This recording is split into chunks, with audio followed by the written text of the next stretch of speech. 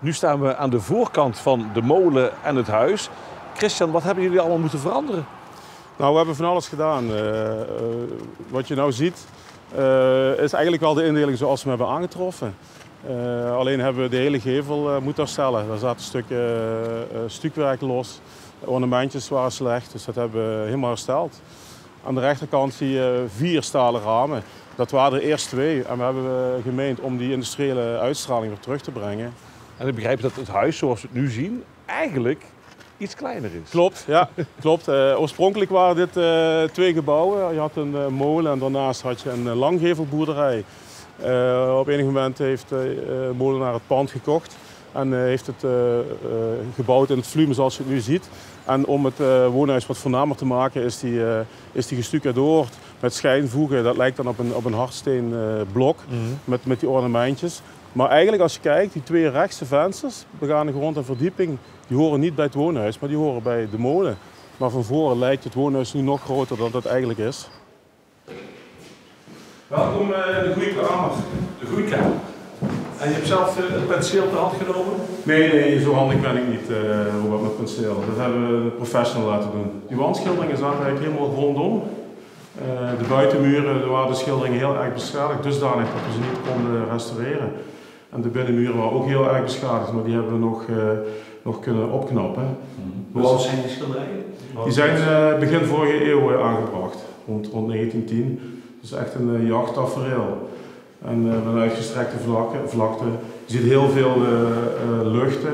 En landschap doet misschien een beetje denken aan de Peel. Ja, en jullie vinden het belangrijk om dat ook te behouden en dat te laten zien? Ja, zeker. Vooral om de rijkheid van dit pand te laten zien. Hè. Die mooie gestukte voorgevel, de groeikamer waar de gasten ontvangen werden. En dan kon je laten zien dat je een mooie wandschildering had. De keuken die wordt nu gemaakt, as we speak. Dus over een paar weken wordt die geplaatst. We vinden het een bijzondere ruimte omdat hier een aantal dingen zichtbaar zijn. In het oog springt natuurlijk de terrazzo vloer, de terrazzo-wand. De oude schouw die altijd op deze plek heeft gezeten, de kookplaats. En als ik omhoog kijk? Ja, zie je prachtig, bijzonder, hè? Prachtig troggewelf, een spelderplafond inderdaad. Dat we weer hebben gerestaureerd. Hier zaten verlaagde plafonds onder. En die hebben we weggehaald en toen kwam dit plafond tevoorschijn. Zwaar beschadigd ook weer, maar is hersteld zoals het er nu uitziet. Voor ons is het doel om het gebouw te behouden, omdat het een heel markant punt in het dorp is.